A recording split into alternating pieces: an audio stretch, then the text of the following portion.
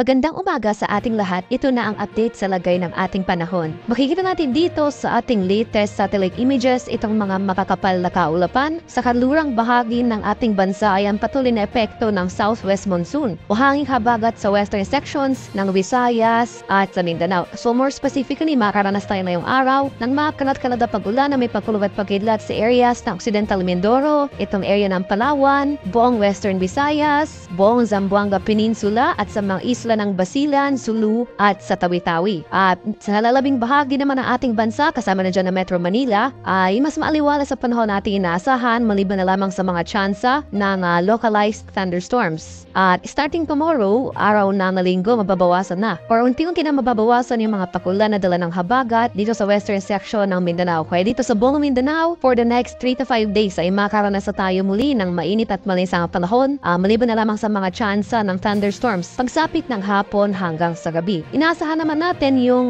bahagyang pag-akyat ng epekto nitong hanging habagat. So starting tomorrow, araw na Linggo, posibleng na maka-apekto itong hanging habagat dito sa western section ng Southern Luzon at magpapatuloy yung epekto nito sa malaking bahagi ng western section ng Visayas. So dito sa areas ng Palawan, Occidental Mindoro at Western Visayas, asahan pa rin natin yung mataas na tsansa ng pag-ulan hanggang bukas araw ng Linggo at posibleng magpatuloy ito hanggang sa araw ng Lunes next week. Kaya sa mga areas na ito, maging handa pa rin tayo sa mga banta ng pagbaha o pagguho ng lupa kung tuloy-tuloy ang pag-ulan na ating mararanasan. For the rest of the country, the rest of Visayas at sa malaking bahagi pa ng Luzon, sa mga susunod na araw, makaranas pa rin tayo ng mainit at malinsahang panahon. Magdala pa rin tayo ng pananggalang sa ulan dahil mataas pa rin yung tsansa ng thunderstorm activity pagsapit ng hapon hanggang sa gabi. At sa sasalukuyan, wala pa rin tayo minomonitor or namamatang low pressure area o sama ng panahon sa loob at labas ng ating Philippine Area of Responsibility na maaring makapekto sa ating bansa sa mga susunod na araw.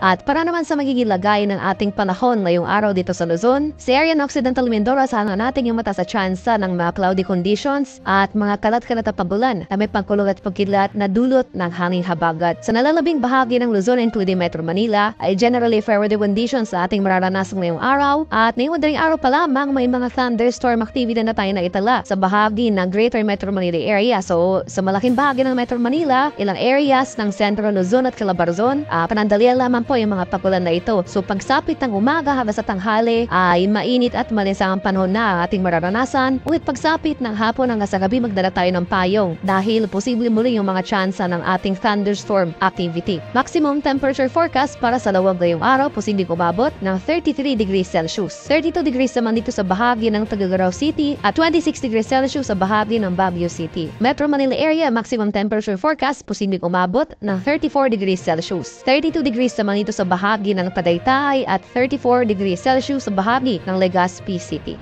Sa areas naman ng Palawan, Visayas at sa Mindanao, itong western section ng mga nabanggit na lugar dito sa buong Palawan, buong western Visayas, pati na rin dito sa buong Zamboanga Peninsula at sa mga areas ng Basilan, Sulu at sa Tawi-Tawi, naasahan natin ang mataas na tsansa or mapapatuloy itong mga pagulan for the next 24 hours sa mga nabanggit na lugar. Dala pa rin yan ng hanging habagat. Kaya maghanda tayo ng adyan sa banta ng mga pagbaha o pagbuho ng lupa dahil mataas na yung tsansa na tuloy-tuloy ang ating pagulan na mararanasan sa mga nabanggit na lugar. Sa nalalabing bahagi ng Visayas at sa rest of Mindanao ay generally fair weather conditions nga ating mararanasan, mainit at malinsangan, may chance pa rin ng mga localized thunderstorms pagsapit nga ng late afternoon to evening. Maximum temperature forecast para sa areas ng Kalayaan Islands at Puerto Princesa, posibleng umabot ng 32 degrees Celsius. 33 degrees naman dito sa bahagi ng Iloilo at Tacloban City at 32 degrees Celsius sa bahagi ng Cebu. Maximum temperature forecast para sa Cagayan de Oro ngayong araw, posibleng umabot ng 33 degrees Celsius. 33 degrees rin dito sa bahagi ng Davao at 32 degrees Celsius sa bahagi ng Zamboanga. Sa kalakayan naman natin karagatan sa kasalukuyan, wala pa rin nakataas na gale warning sa anong baybay nating kapuluan at light to moderate na pag-alon nating mararanasan sa malaking bahagi ng ating bansa. Iba yung pang-iingat pa rin sa ating mga kababayan na maglalayag sapagkat kung meron tayong offshore thunderstorm activity, ito yung mga pagulan sa ating mga dagat baybayin, especially nga dito sa western section ng ating bansa dahil sa kasalukuyan umiiral itong hanging habagat. Asahan natin ang bahagyang paglakas ng hangin, kaakibat nito ang bahagyang pagtaas ng ating mga alon.